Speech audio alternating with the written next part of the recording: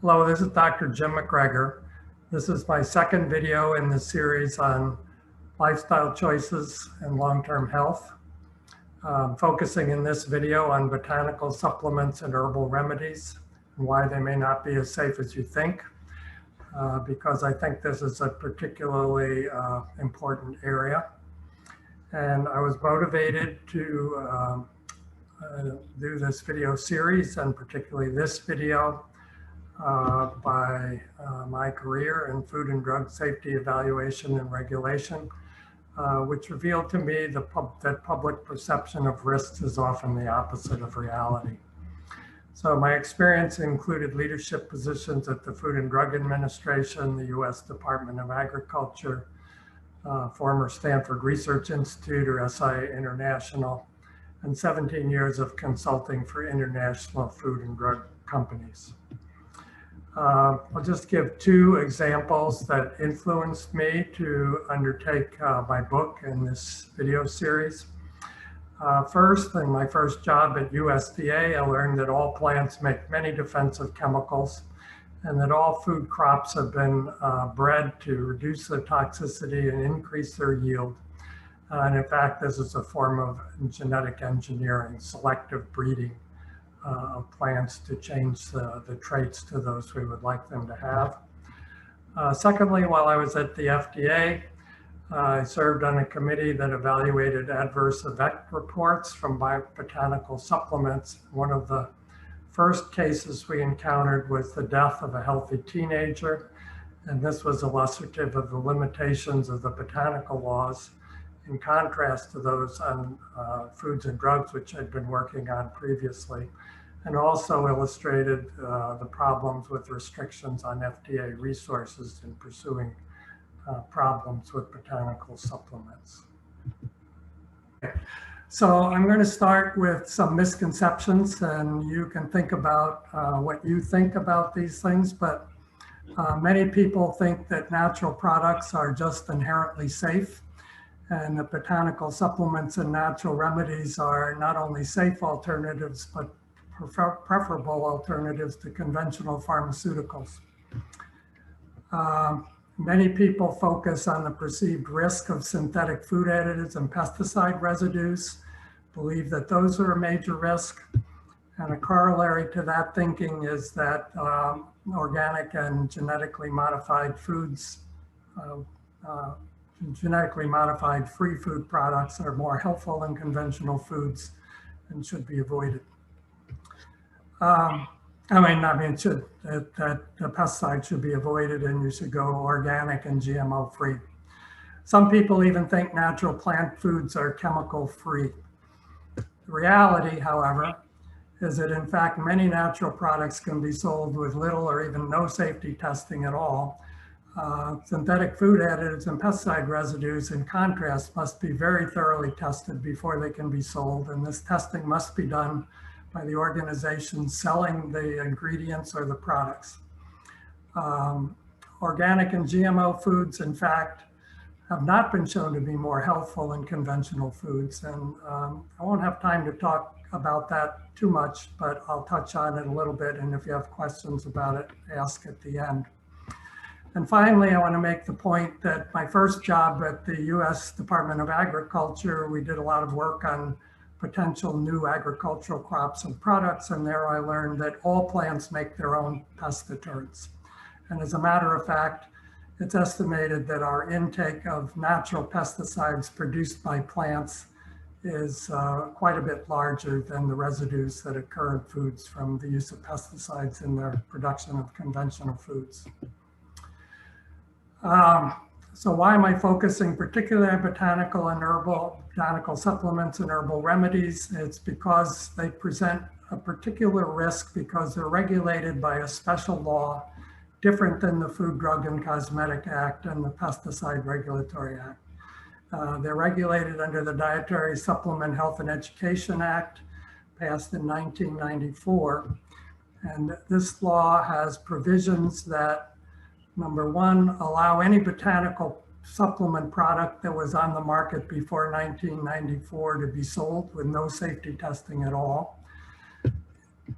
It has the provision that a new dietary ingredient, referred to as an NDI, does require notification of the Food and Drug Administration, but not pre-market testing, as is in the case of pesticides and food additives, and that there's not a requirement for regulatory review and approval. Frequently, approvals of these new products are given on the basis of a history of safe use, and I'll say a little bit of why that's really not an adequate standard in my opinion. Further, this law allows health claims to be made, and the claims can be made without regulatory review. However, the burden of proof to show harm and regulate the product is still on the Food and Drug Administration. It's just that the burden of proof has been shifted from the organization that sells the ingredient or the product to the FDA. So the FDA is responsible for identifying problems rather than the organization selling it doing preliminary testing before it's sold to identify potential problems and make sure they're avoided. Unfortunately, this law did not come with extra money for the FDA. So the FDA is woefully under-resourced. These pre-market testing requirements are extremely expensive, and FDA hasn't been provided with adequate resources to do that themselves. Further, the composition of botanical products is extremely complex and variable. It can vary with what parts of the plant you get into a product, how it's extracted, the growing season, growing conditions, and so on.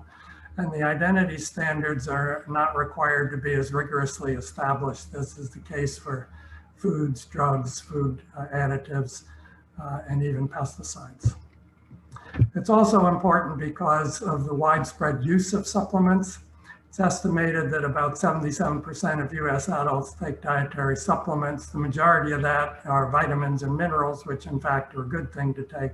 But about 20% of US adults are taking botanical supplements. And that's still a very, very widespread use of these underregulated products.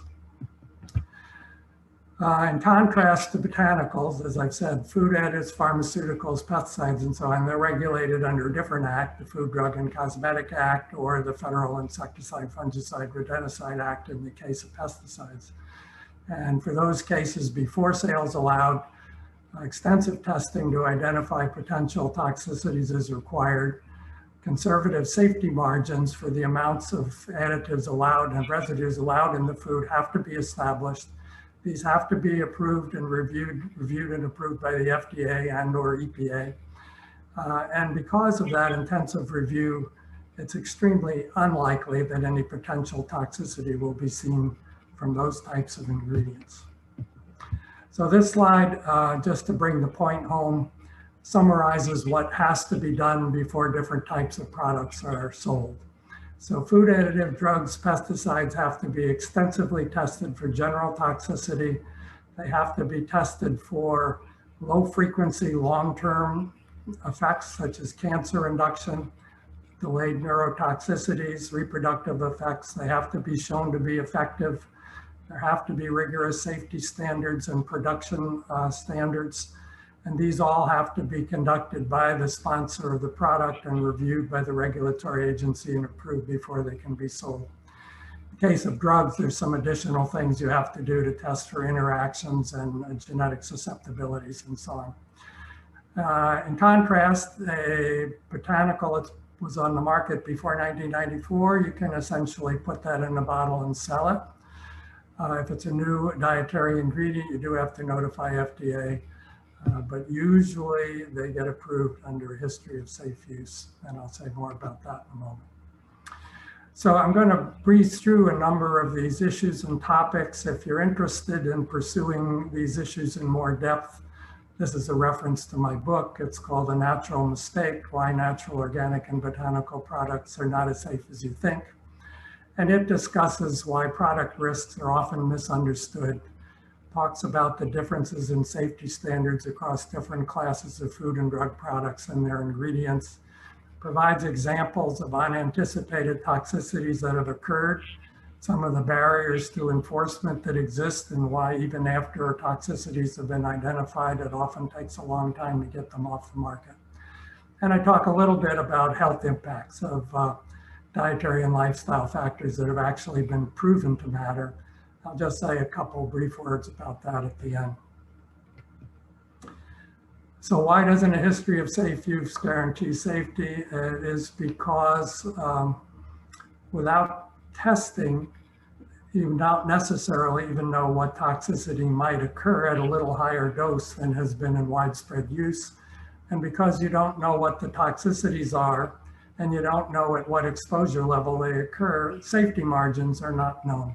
So in order to establish a safety margin to assure you don't get a toxicity, you have to test up to a limit of toxicity so you know where that might occur, and then you can set a safety margin to assure it does not occur. So dietary supplements, herbal remedies can be sold without this testing. I'll just say a couple words about plants. Plants are not benign, as many people think.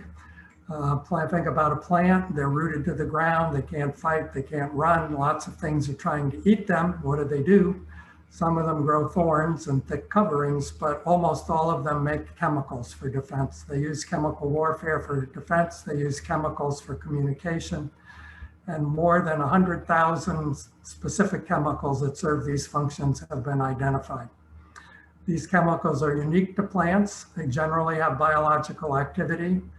To us and to predators, they're foreign chemicals, and many are toxic and have caused illness or death. Many are not toxic. Some actually have useful biological properties and been made into drugs, but you don't know if you haven't tested to determine what's what. You may think this is only true of non-food plants, so refer to this picture over here on your right. If we were in the room, I'd ask you what you think that is. But in case you don't know what it is, it's the surface of a baby cucumber. So these pest-deterrent sacs of cucurbitacins are the fuzzy surface on cucumbers, and baby ones are covered with this to keep the predators away, little spikes on the end to deliver the cucurbitacin to the predators. And this is typical of essentially all plant products, including our foods. So if toxic things are so prevalent, why aren't the plants we eat toxic? How do we get away with it? Well, we're pretty smart creatures, so obviously we've chosen things that we know don't produce acute or immediate toxicities. Essentially, all of our foods, you may not realize, are different than they were when they were discovered in their native form. They've been extensively, selectively bred to reduce noxious chemicals, to reduce anti-nutrients, and to increase yield. But importantly, we as a species have developed a whole series of protective enzymes that help us degrade these chemicals and eliminate them from our bodies.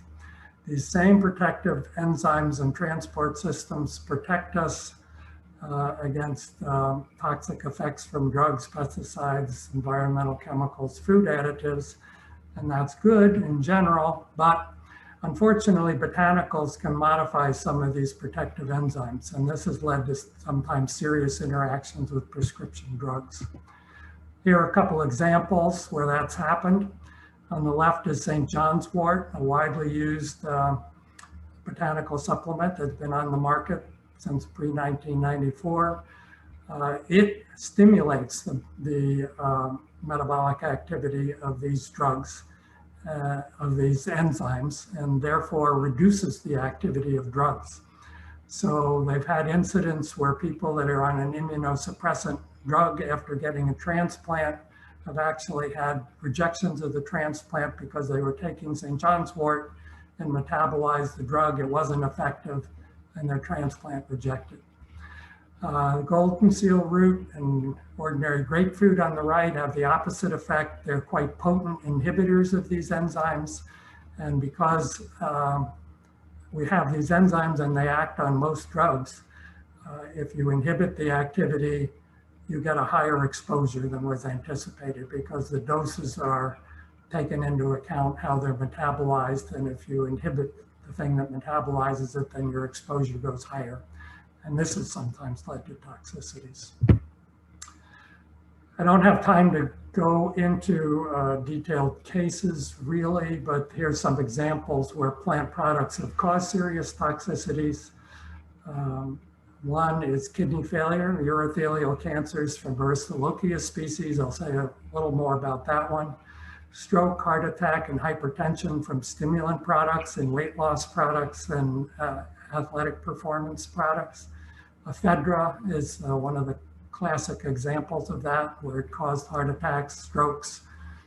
It took a while to identify that, even longer to get it off the market, and now ephedra products are controlled and prohibited above a certain limit. Liver injury has occurred from a number of different botanicals, and they don't really know the cause. It occurs from steroids that are often illegally added to bodybuilding agents. And so one thing that doesn't really happen in the US so much, but lychee and ackee are things that are used for food across the world, in some parts of the world. And they have toxic amino acids that can cause brain damage and have caused children's deaths at certain times of the year when these have elevated levels in these products. So the reason I think the Aristolochia is a good example of why history of use isn't adequate. There was a disease known in the Balkans region along the Danube River since before the 1950s. And people in this area had a very high rate of kidney failure and kidney cancers, urothelial cancers. And for about 40 years, people tried to figure out what was the cause of that. And they didn't figure it out until in the early 1990s.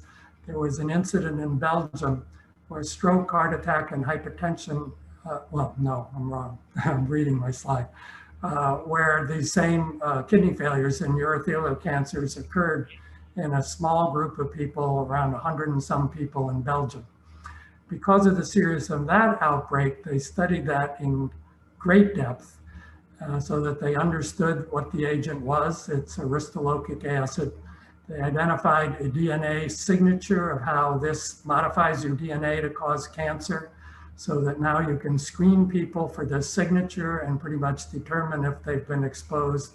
And sure enough, they said, this looks a lot like that Balkan disease. And they went back and looked, and sure enough, that disease occurred from seeds of Aristolochia plants getting mixed into the cereal grains harvested in those regions.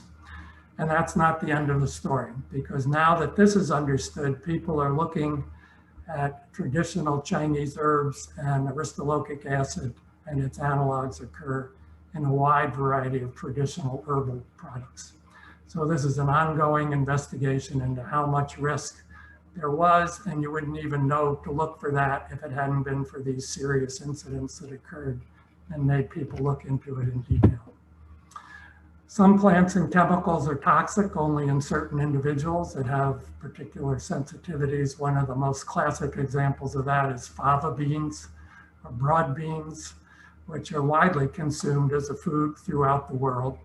But in certain areas of the world, particularly in the Mediterranean area, people have a particular genetic disposition that renders fava beans toxic. So I won't go into that in detail. If you're interested in it, you can look at that in my book. Adulteration is also a very serious problem.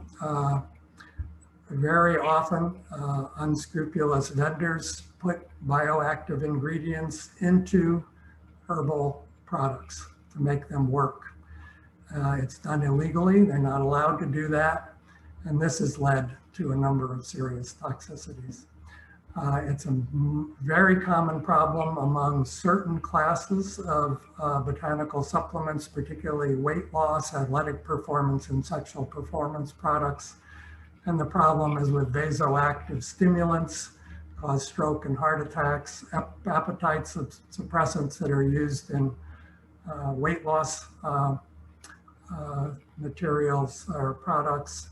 And some of these cause anxiety, sometimes severe, and sometimes induces suicidal tendencies.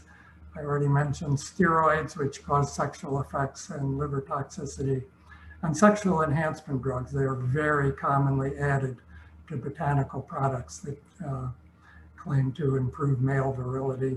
And these have blood pressure effects that are not usually a problem in young healthy people, but for people that are on blood pressure medications, this can lead to serious interactions and serious drops in blood pressure. So these are all illegal to be added, but because of the resource limitations at the FDA, enforcement is really problematic. There are many, many examples of adulteration being discovered. I'm going to just give you two examples to illustrate the problem. They're both studies by Peter Cohen, who's a physician at Harvard University, who studies these botanical issues. And the first study, they surveyed the FDA website and they found a little over 250 supplements that had been removed from the market because of illegal adulteration. The FDA had found that, made them take it off the market. And they found, when they looked in the future, 27 of those had been returned to the market, supposedly after being cleaned up. So after 6 months to 4 years after the recall, they found these back on the market. They analyzed them, and almost 67% of those that had been returned to the market were again adulterated with either the same or different bioactive ingredients, illegally adulterated. Recently, just last month, the same group surveyed 17 brands of sports and weight loss substances and identified 9 prohibited stimulants. These are not unique studies, they're just examples. Adulteration is rampant because of the undersourcing and the ability to get these things on the market without pre-market evaluation. So how can you tell if a product is one of these in this risk category? Well, fortunately, there is a good way to tell. Here is a sample of saw palmetto extract, which I obtained from my local pharmacy. This product, again, was on the market before 1994. It's allowed to be advertised to support your prostate health. You can't say that it reduces the risk of benign prostate hyperplasia. You can't say it reduces the risk of prostate cancer, because that would make it a drug and that would make it sensitive to many multi-million dollars worth of testing before it could be sold. Because this was marketed before 1994, they can put that in the bottle and sell it to you, but they have to put this disclaimer on. The disclaimer usually occurs in small print, usually in an area that's not so obvious. In this case, it's vertical, so you might not even notice it there, but it always says the same thing because it's required by law. This statement, that is the health claim, has not been evaluated by the Food and Drug Administration, and this product is not intended to diagnose, treat, cure, or prevent any disease, because that would make it a drug and put it under the drug law. So I'll just say a couple words. I've already said you should be worrying about the botanical supplements and particularly the herbal remedies. And you really shouldn't be worrying so much about the minor additions to conventional foods.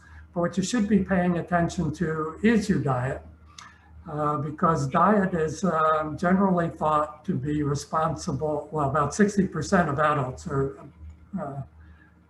believed to have diet-related chronic disease. And with proper diet and also other factors such as exercise, these effects can be greatly reduced. Unlike the botanical supplements, the regulatory agencies are aware of the importance of this. And every 5 years, the USDA and FDA jointly pull together groups of experts to review the latest scientific evidence. And they bring in outside experts from outside the agency as well as from within. They get input from the public, and they update these guidelines every 5 years. So the latest edition just came out in 2020. And the good thing about it is this guideline's available online and you can look at it and you can see what really does make a major difference in your diet. Some of the diseases that are affected are listed here: cardiovascular disease, heart attacks, hypertension, stroke, type 2 diabetes, cancer, bone health, and dementia. What are the important factors? Particular ones in the diet are sugar, salt, saturated fat, red meat. Weight control, calorie intake is very important. Those are all negative factors. On the positive side, fruits, vegetables, grains, fiber, and proper vitamin mineral balance are also important. And those have positive health effects. Other factors that have major effects are exercise and sleep, and of course, risky behaviors. Excessive alcohol, tobacco use. Tobacco is responsible for 80 to 90% of all lung cancer fatalities, for example. Sleep can be very important. Actually, one of the most effective means of deferring the development of dementia in old age is exercise and rest, particularly exercise. Exercise has been shown to be as effective as any drugs that they have for Alzheimer's on the market in delaying its onset. Much human cancer is preventable. It's been estimated that about 30% of all human cancers could be eliminated by using an optimum diet. Smoking, as I just said, causes 80 to 90% of all fatal lung cancers. These can really have very, very major effects. There are also dietary, in addition to the dietary guidelines, there are also exercise, physical activity guidelines out there that you can refer to, and I refer to those in my book. I won't give you those. So I'll provide some advice and give you a few conclusions related to this fairly quick overview. Certainly, I encourage everybody to educate yourself about product laws and relative benefits and risks of different products, because there's a lot of misunderstanding out there about what the levels of safety assurance really are in the different products. Know that thoroughly studied products will likely have reported adverse effects at high exposures. So unscrupulous people advertising their botanical supplement will say, oh, botanicals have been used for hundreds of years and we don't know of any toxicity. Of course, we haven't tested for any. There are lots of reports of toxicity of conventional foods, food additives, etc. on drugs. Why is that? Well, because we test for them. So we know about them and we've set safety margins that make sure they don't happen. It's also important to recognize health risk depends on level of exposure. So just labeling something toxic and saying, oh, there's something toxic in your food isn't meaningful unless you consider the degree of exposure. And we were chatting about science education. I think this is a principle that really should be taught at elementary school, that risk depends on hazard and exposure. You can't just put a label of toxicity on something and have it be meaningful. You have to consider the exposure. Certainly eat a balanced diet with a variety of fruits and vegetables and follow the US or Canadian guidelines. Canada has similar guidelines. Limit your intake of undesirable components of your diet and eat the desirable ones, exercise, get plenty of sleep. And don't be misguided by overhyped advertising and the general belief that organic and GMO label means a product is better. In fact, we sometimes buy organic things in our own household, but we look at them because if plants are under stress, if they're diseased, if they're wilted, if they're under growth stress, which may occur if you don't use pesticides, that encourages the plant to increase its endogenous pesticides. So if you do use organic products, look for healthy ones and don't use the ones that look like they're under stress because unconventional methods of growing them were used. Certainly recognize the liabilities of products not evaluated by the FDA. Look for the telltale disclaimer. And I would go so far as to say, avoid botanical supplements, particularly quick fixes and miracle products such as those in the weight loss, sexual activity enhancer, and stimulant product categories. So that's an extremely quick and superficial overview. If you're interested in this area, for more information, as I said, you can go to my book. It's available at Amazon in both paperback and electronic form. If you search for A Natural Mistake with my name, MacGregor, you'll find it. I am developing a video series on many of the issues that I've covered in my book. I have introductory videos already out, and this week I'll post the first one on the same topic I just talked about this morning or this afternoon. You can find out about that on my website, jtmacgregor.com, and that will also tell you how to sign up on my Twitter account if you want to participate in discussions about those videos as they come out. And the dietary guidelines are available simply at dietaryguidelines.gov.